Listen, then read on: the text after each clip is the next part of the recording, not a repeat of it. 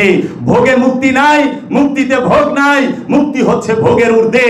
এর জন্য দুঃখ ভোগ, সুখ ভোগ, জান্নাত ভোগ, জাহান্নাম ভোগ, এই দুই ভোগের মধ্যে মুক্তি নাই, ভোগের ঊর্ধ্বে মুক্তি।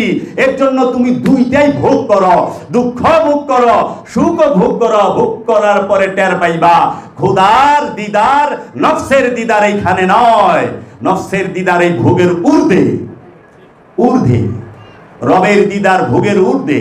এর জন্য লামাকানে জান্নাত জাহান্নাম থাকে না। জান্নাত জাহান্নামের অবস্থান সিদরাতুল মুনতাহার ভেতরেই। সিদরাতুল মুনতাহার পরে জান্নাত আর জাহান্নামের কোনো স্থান নাই, ওইখানে শুধু রব্বুল আলামিন থাকে। ওইটা রবের রাজ্য, লা মাকান, ওইখানে যাও, ওখানে স্বাদ নাই। এর জন্য বলছি কি আল্লাহর রাজ্যে লা মাকানে, প্রেমের রাজ্যে ভালাইবি নিস্ত, বুড়াইবি নিস্ত। রবের রাজ্যে ভালো মন্দের কোনো স্থানই নাই, প্রেমের রাজ্যে ভালো মন্দের কোনো স্থানই নাই। ভালো মন্দের ঊর্ধ্বে হচ্ছে প্রেম, ভালো মন্দের ঊর্ধ্বে হচ্ছে রবের রাজ্য। কারণ ভালো মন্দের অবস্থান হচ্ছে সিদরাতুল মুনতাহার ভেতরে, সিদরাতুল মুনতাহার বাহিরে ভালো মন্দের কোনো স্থান নাই। সিদরাতুল মুনতাহার বাহিরে ফেরেশতা যাইতে পারে না, সিদরাতুল মুনতাহার বাহিরে অপবিত্র নফস যাইতে পারে না, সিদরাতুল মুনতাহার বাহিরে শয়তান রূপী খান্নাসও যাইতে পারে না। একমাত্র সিদরাতুল মুনতাহার ঊর্ধ্বে যদি যায় সেটা খোদাই যায়, খোদাই খোদার দিদার লাভ করে, মানুষ দিদার লাভ করে না।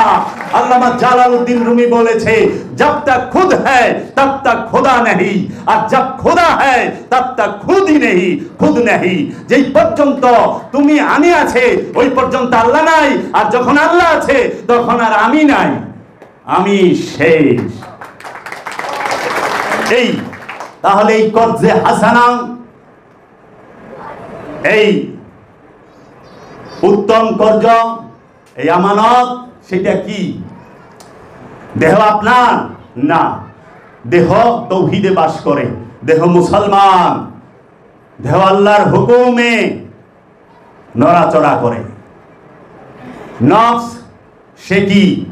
সে মুসলমান, নফস মুসলমান, নফস সেও মুসলমান। বাবা জাহাঙ্গীর বলতেছে, আমি বাবা জাহাঙ্গীরের বাণীর বাহিরে কথা বলি না, কিন্তু আমার জানা নাই আপনি দৌড়ত্ব পর্যন্ত নাই। এর জন্য আপনি হয়তো বলতে পারেন যে না না বাবা জাহাঙ্গীর বলে নাই, আমি আমার মুর্শিদের আস্তানায় দাঁড়ায় বলতেছি। আসবেন, আমি যদি দলিল দিয়া, বইয়ের প্রমাণ দিয়া, কিতাবের পৃষ্ঠা নাম্বার দিয়ে দেখাইতে না পারি, তখন আপনি যেটা বলবেন আমি সেইটা মেনে নেব। আমার বুকে সেই সৎ সাহস আছে, আমার সেই সৎ সাহস আছে। হয়তো আপনার কাছে ধরা পড়ে নাই। আল্লাহ বলে আমি সব জায়গায় আছি। সবাইকে আল্লাহরে দেখে না, বাবা জাহাঙ্গীর আল্লাহরে নিজেই হয়ে গেছে। জীবকে শিব হইতে হয়, সবাই জীব হইয়া জন্মায়। আল্লাহর হুকুম, রবের হুকুম, শিবের হুকুম, জীব হইয়া জন্মাইছ, এখন শিবের গুণে গুণান্বিত হও, জীব থেকে শিব হও। আবার কোরআনে বলতেছে কি মানুষ হয়ে জন্মাইছ, কিন্তু রবের গুণে গুণান্বিত হও। সিবগাতাল্লাহি সিবগাত। কে আছে খোদার রঙে রঙিন হতে চায়? কে আছে খোদার রঙে রঙিন হবে? খোদার রং কি? অনেকে তো কলমের রঙে লাল বানায়, কেউ রুহের রং কালা বানায়, বেকুব। তাও আবার বড় বড় পিসাবরা 30 লাখ 40 লাখ মুরিদের। আমি অহংকার করি, আমি এখনই অহংকার করলাম। আমি বাবা জাহাঙ্গীর থেকে শিখি, সমস্ত পীরদেরকে আমি শিখাই। চ্যালেঞ্জ দিয়ে বললাম, যদি কারো ক্ষমতা থাকে আসবে বাবা জাহাঙ্গীরের এখানে, বাবা জাহাঙ্গীরের দয়া নিয়া দেখিয়ে দেব আপনি কোথায় আছেন। কি শিখান, কি শিখান আপনি? কলবের রং কোন, রুহের রং কোন? রুহের রং আছে রে।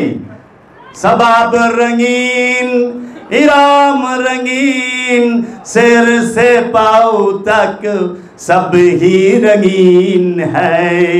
इब्लिस रंगीन है, खुदा भी रंगीन है, জাহাঙ্গীর ও भी रंगीन है। সাদা কালার মধ্যে দুই কালার থাকে, সাদা আর কালা।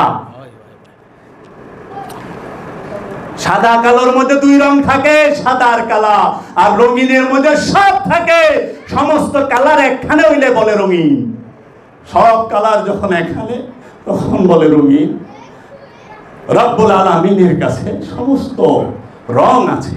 সে রহিম, সে রহমান, সে সত্তার, সে গফফার, সে জুল জালাল, সে করিম, সে জব্বার, সে হাইয়ুম, সে কাইয়ুম। সব রং আছে না রবের কাছে? সব গুণ আছে।